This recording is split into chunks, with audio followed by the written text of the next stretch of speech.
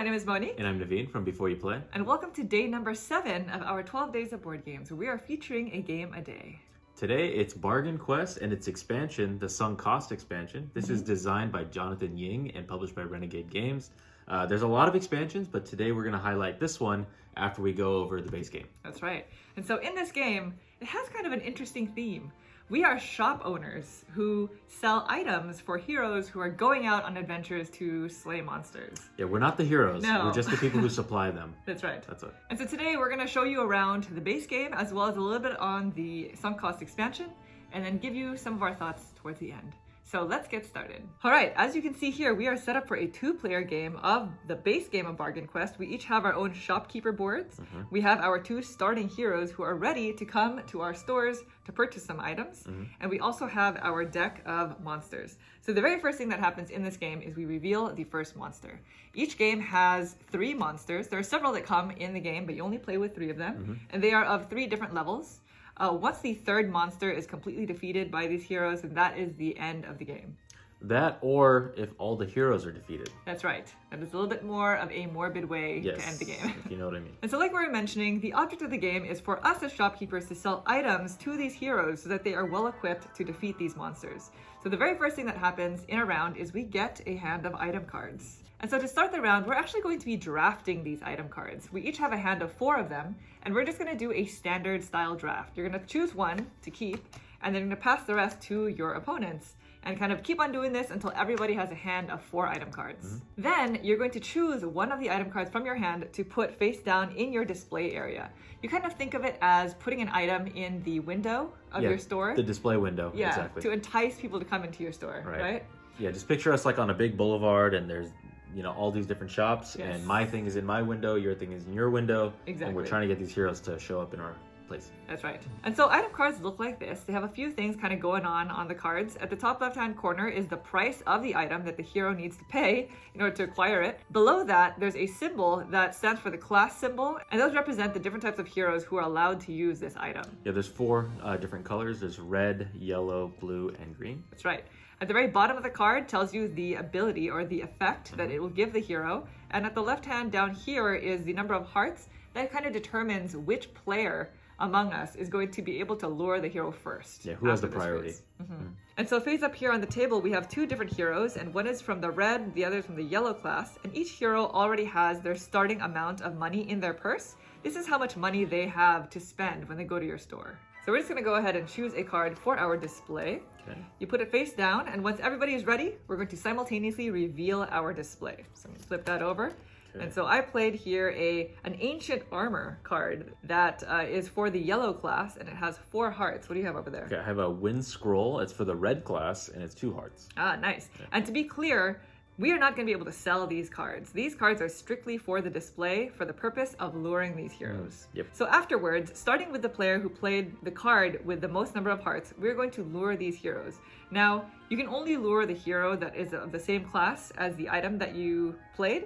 Yep. So because I have more hearts, I'm going to go ahead and lure this cleric into my shop. Well, this is the last one remaining, so That's right. The mage is going to come to my shop. Then you go ahead and sell your items, and you're going to be selling items that are from your hand to this hero. So I'm going to go ahead and sell this trident that costs 15 coins to this cleric, and so the money from the cleric is going to go into my own supply. And at the end of the game, you're going to be able to exchange money for points. And so once the hero is ready, then you kind of put him off to the very front here because they're going to go on an adventure. Okay, and then I would do the same. So I'm selling, I have a second Wind Scroll, so I'm going to be selling this Wind Scroll. Nice. To this mage right over here, and then I'm going to make change. How much does it cost? It costs 5, so I gain $5 from my store, and then the mage is going to keep the other 15 change. That's right. The mage can take this along with them on their little adventure.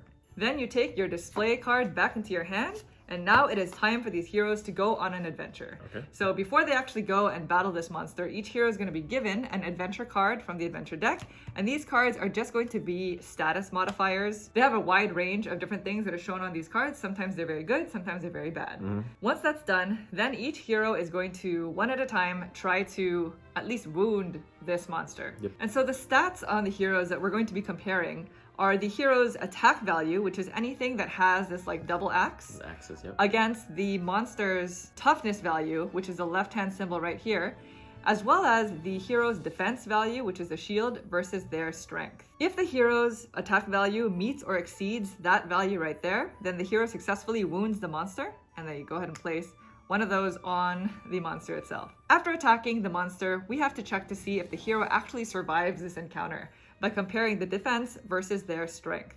And so same thing, if it meets or exceeds that value, then the hero survives. If it doesn't, then the hero gets defeated, and you're basically just going to discard everything having to do with this hero. The hero goes home. Yes, for a long time. They go to nap. And so as a player, you're going to get points if your hero successfully wounds the monster and if they survive the encounter. So in this situation, because Naveen's hero successfully wounded this monster and survived the encounter, we're assuming, we didn't actually do the math, then Naveen is going to get 2 points as the shopkeeper because he actually gets credit for that success. For attack and defense, yep. Once all heroes have gone, then we're going to check to see if the monster survives. If you have a number of wounds on the monster equal to the number of players, then the monster is defeated, and each hero gets the amount of money at the bottom right-hand corner of the chest, which in this case is 20 coins. If the monster survives, then this monster stays here, and each hero gets these 10 coins. And the reason why you are giving the heroes more money is because the heroes that survive stay for the next round. Yep. And they need more money in order to buy more stuff from you. Yeah, they were happy with your services, so they want to return to the shops where they were successful. Yep. Once this phase is done, then us as shopkeepers move on to upgrading our shops. So during this phase, we have the ability to either purchase an upgrade for a shop or to hire employees. And so there is an entire deck of employees, and they all do different things. They're usually one-time use abilities. In terms of the shop upgrades, there are 2 main types of upgrades. There are the display ones that allow you to just hold one additional item in your display, which is going to make it more powerful for you if you want to go first in luring these heroes. And the other one is a storage capacity upgrade, because at the end of the round, you're going to be able to choose one item card left from your hand to store here for the next round. Everything else gets discarded. So with this upgrade, it increases that storage by 1. Then you end the round by storing one of your item cards in your shop area, and you begin again by dealing out a fresh hand of 4 item cards. Once the third and final monster is defeated, or if there are no more hero cards in the deck, then you go into final scoring. And so any of these star chips that you acquired over the course of the game, they're all going to equate to points. Yeah, 1 victory point per. And in addition, for every 10 coins that you have left over, you're going to get 1 point. You as the shopkeeper, That's not what's left over on heroes, but for you as the owner of the store. Right. And at that point, whoever has the most points wins. Yep. That is pretty much the entire game of Bargain Quest. Yep. Now, we're also mentioning that this game has a few expansions out. It's not just a sunk cost expansion, but we did want to showcase a little bit of the sunk cost expansion today. It's the newest one, It right? is the newest one, that's right. And so with the new sunk cost expansion, a lot of the theme is now more tailored to the seas, because you are now Nautical. Nautical heroes, that's right. So you're going to have new monsters, and they're all very much so thematic. Sea serpent, the kraken. The giant kraken. Yeah. You're going to have new heroes and new items, but the main thing that this new expansion brings is this new replacement for the draft. Yes, these are ship cards here, and our ship tiles. And basically the way this works is instead of doing a standard draft like we described earlier, it changes the way we acquire item cards. And so basically what's going to happen is you're going to put out ships equal to the amount of players. So in our case, we would have 2. 1 item card will be secretly placed face down on each one of these, so we don't know exactly what's on there. So each player has 2 item cards in their hand, and on your turn, you can either add to the ships or claim a ship. And so what happens is, with the 2 cards, you must play both of them. So in this case, I would play 1 here, and then I have the option of playing the other one to the same ship face up or to the other one. So let's go ahead and just put it on the other one. After that, I would draw up 2 cards. Then it would be my turn. And to be clear, each ship has a maximum item limit of 4 cards. So once there are 4 cards on a ship, then you can no longer add to them. So now that it's my turn, I can either choose to add my 2 cards to the ships as well, or I can claim one of them. If I choose to claim a ship, each ship has some kind of benefit on it. That's going to be my benefit to use for this round only, because at the end of the round, I'm going to ditch this ship. Also, I would have to discard the rest of the cards in my hand. So I have to make sure that these are no longer important, and what I want on the ships is really what I want, right? And so that is pretty much the biggest part of this new expansion. It completely eliminates the draft, and it replaces it with a little bit more of a strategic way to obtain those item cards and a way to have those new benefits. Exactly, yeah. But there's still a card face down, so you don't know exactly what's on that ship fully. That gives you extra abilities, like you said, and so it kind of just changes up that draft. Sometimes you can draft some cards in the base game and not really be too happy with what you have.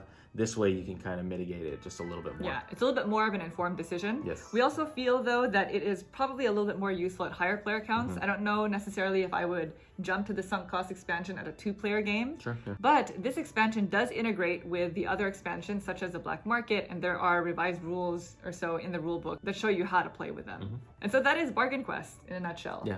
All in all, this is a very card-heavy game. So it's not a big box, but there are a ton of cards in there. It kind of takes up a lot of table space. Surprisingly, it does. Yeah, Yeah, it does. But the theme is fantastic. This is one of my favorite themes that I've seen in a game this year. So you like the idea of not being the hero, but supplying the hero. Yeah. Yes. I wouldn't want to be the hero. It is pretty unique, yeah. But I would want to give the hero enough to survive, right? I see. The artwork is fantastic. The components are very, very high quality. It's quite light and family friendly. Yeah, I would say this is a good family weight game. This is easy to teach, easy to play. It doesn't stay too long. Yeah. These monsters are relatively easy to kind of defeat at the beginning. And then towards the end, it does get a little bit more challenging, which is kind of what you want in a game like this. You want it to ramp up just a little bit, but it doesn't overstay its welcome. And so there you have it. That is Bargain Quest plus the new sunk cost expansion, designed by Jonathan Ying. Well, thank you guys so much for watching the video. We hope you enjoyed it. This was day 7, so 1 full week of our 12 days of board games is complete. Join us tomorrow for day 8 as we release another video. Thank you. Thank you. Bye. Bye.